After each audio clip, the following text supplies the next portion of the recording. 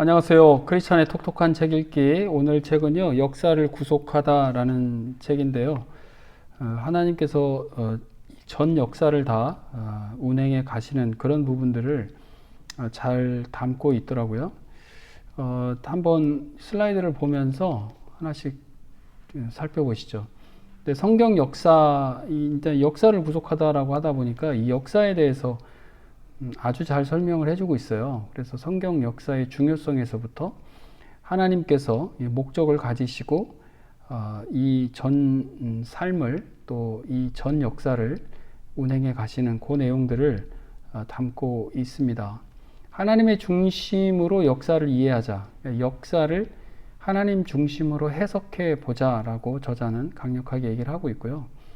우리가 만나는 삶과 사건, 하나님 중심으로 바라보는 것이 가장 정확하다. 또 그게 맞는 거죠. 하나님 중심으로 이해해야만 가장 정확하게 하나님의 시각으로 모든 것들이 비춰지는 것을 우리가 알 수 있기 때문에 하나님 중심으로 역사를 이해하도록 그렇게 강조를 하고 있습니다. 역사를 이해하는 몇 가지 측면을 이야기하고 있는데요. 역사를 우리가 좀 깊게 살필수록 하나님에 대한 시야가 넓어진다는 거죠. 성경도 역사죠.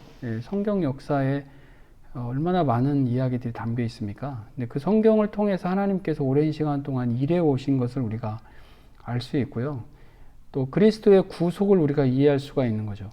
그러니까 노아의 홍수 사건, 역사죠. 요셉을 통해서 하나님께서 하셨던 일들이 있잖아요. 그 기근에 처해 있는 그 사람들을 구해주기 위해서 총리로서 일을 했었던 것. 또 모세는 또 어떻습니까? 이스라엘 백성들을 이집트에서 구원해내는 그 지도자로서의 모든 그 과정 동안에 하나님께서 하셨던 그 일들이 있잖아요.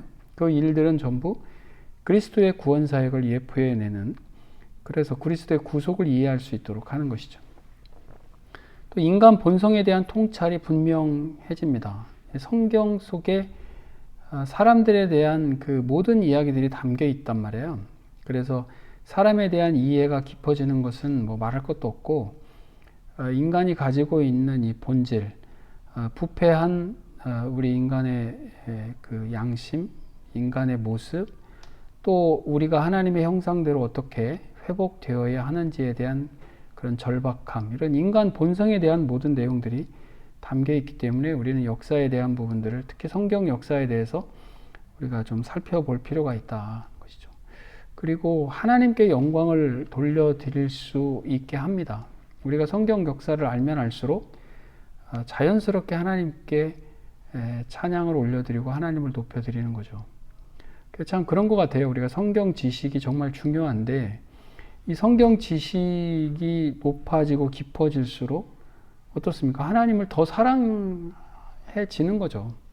그래서 이 성경 역사를 우리가 살펴볼수록 하나님을 더 많이 사랑하게 된다라는 것을 분명하게 얘기를 해주고 있습니다. 또 역사를 이해하는 세 가지 측면은 사건, 인물, 의미인데, 이 부분은 우리가 머릿속에 갖고 있어야 되는 그런 좋은 틀로 우리가 받아들이면 될 것 같아요. 역사에 일어나는 여러 사건이 있잖아요. 그리고 그것을 구성하는 다양한 상황들도 있지만 또 핵심적으로 인물들이 있기 때문에 또 거기서 끝나는 것이 아니라 그것이 주는 의미, 이런 것들을 우리가 놓치지 않도록 역사를 바라봐야 되겠죠. 그것 당연히 하나님 중심으로 바라보는 것입니다. 역사를 살피는 중요성에 대해서 한 번 더 이렇게 짚고 가는데, 역사를 통해서 과거의 사건을 이해하고 또 그것이 현재와 미래를 뭐 예측한다기보다는 현재와 미래의 우리 삶을 어떻게 살아가야 되는지 방향성을 제공해 주는데 굉장한 도움이 있다. 그래서 우리는 이제 성경을 통해서 삶의 지침을 얻는 것은 당연한 것이고, 우리가 지금 겪어 나가는 그런 삶 전체에 이런 역사적 사건, 성경의 교훈들을 연결해 본다면 매우 의미 있는 삶이 될 것이다 라고 얘기를 합니다. 이제 원인 문제를 얘기를 해요. 여러분 아는 것처럼 제1 원인자는 당연히 하나님이시죠. 하나님께서 모든 것을 다 주관해 가시고 이끌어 가시기 때문에 당연히 하나님이 제1 원인자이시고, 근데 제1원인자만 있는 것은 아니고 제2원인이 있다는 거죠. 사람, 자연, 예를 든다면 욥기에서 사탄이 하나님께 허락을 받고 욥에게 닥쳐지는 여러 가지 어려운 문제들이 있잖아요. 자녀들이 다 하루에 다 죽는다든지 이런 것들이 있는데, 그러한 일들이 벌어질 때 제2원인자들이 스바 사람, 갈대아 사람 이런 사람들이잖아요. 그 사람들이 자기들 나름대로는 결정하고 책임 있게 무언가를 했단 말이죠. 그러한 제2원인자를 말하는 것입니다. 칼, 불, 바람 이런 물리적인 원인들 있고, 또 지진이라든지 홍수라든지 기근이라든지 이런 자연재해들이 제2원인으로 작용을 하는 것을 우리는 부정할 수가 없고 이건 당연한 것입니다. 그런데 이 제1원인에 하나님께서 허락하시는 이 범위 내에서 이 다양한 제2원인들이 엄청나게 조화를 이루면서 이 다양성과 복합성이 생기는 거죠. 그것을 다 인간이 해석해낼 수도 없고요. 구별해낼 수도 없을 정도로 매우 신비롭게 진행이 된다는 것이죠. 반면에 마르크스주의자들은 어때요? 이 원인만 존재한다라고 얘기하고 제1원인으로서의 하나님을 배제하는 것을 우리는 알 수가 있습니다. 사람도 구분을 해볼 수 있죠. 기독교인과 비기독교인, 그리스도인과 비그리스도인인데, 그리스도인은 구원을 받은 사람들이죠. 하나님과의 관계가 회복된 사람들이에요. 그런데 비기독교인 같은 경우에는 아직 변화를 받지 못한 사람들이죠. 그분들은 충분히 예수 그리스도를 믿고 하나님과의 관계가 회복될 수 있는 가능성이 충분히 있는 그런 분들인데, 아직까지는 그 사람들이 비기독교인 입장에서는 하나님과 연결돼서 어떤 사회적 질서를 인식하지 못하는 것은 당연하잖아요. 그래서 이 땅에서 우리가 보여지는 모든 관계성을 가지고 모든 것들을 해석하려고 하는 그런 한정된 범주에 있는 것은 당연한 것입니다. 우리가 이 땅에 살면서 그리스도인과 비그리스도인이 섞여 있는데, 이 섞여 있는 가운데 모호성이 있는 것을 우리는 인정하지 않을 수가 없어요. 그러니까 섞여 있으면 정확하게 구별되지 않는 경우가 허다하다는 거죠. 그게 일반 은혜 때문이라는 거예요.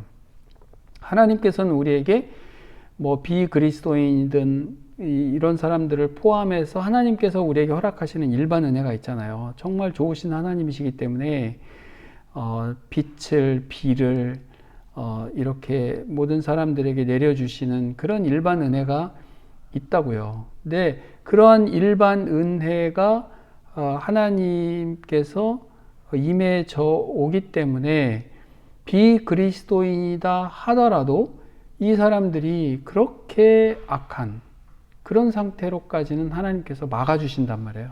그리스도인도 마찬가지예요.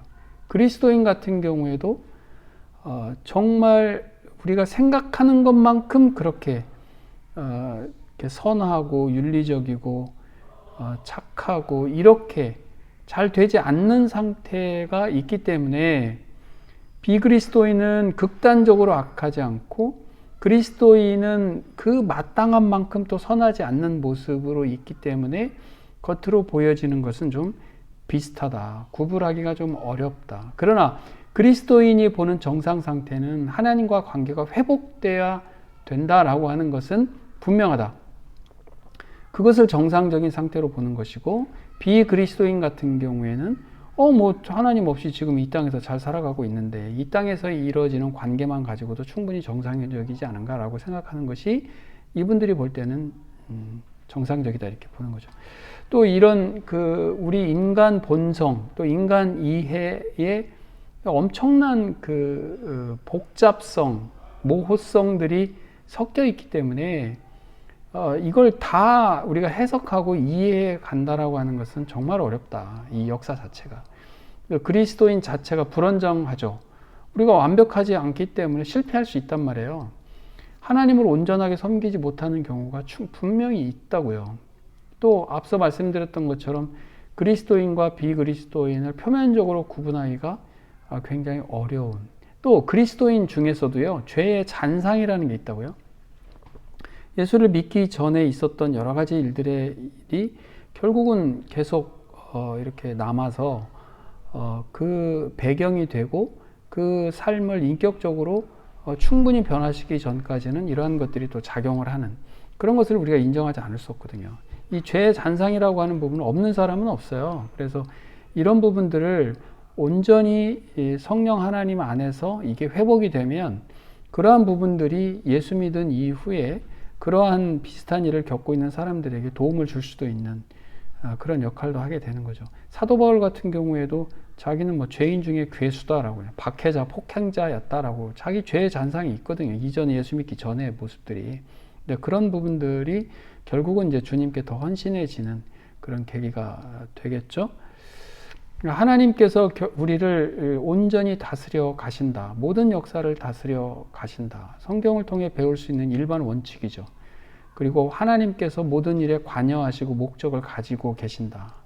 또 하나님의 말씀을 통해서 우리는 그 목적을 알 수 있다. 왜냐하면 하나님의 말씀을 통해서 밝혀주니까요.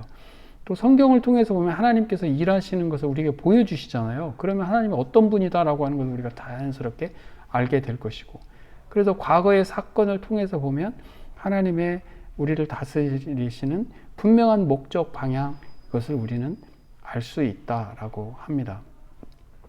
그래서 그 과정에서 성경에서는 우리의 삶의 지침, 도덕 규범을 제공해주고 또 하나님의 목적을 우리는 또 배울 수 있잖아요.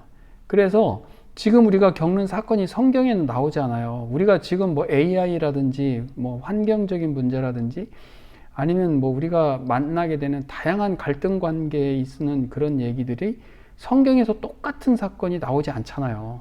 그런 부분들을 우리는 하나님의 말씀을 통해서 보편적 원리로 우리가 건강하게 추론해 갈 수 있다.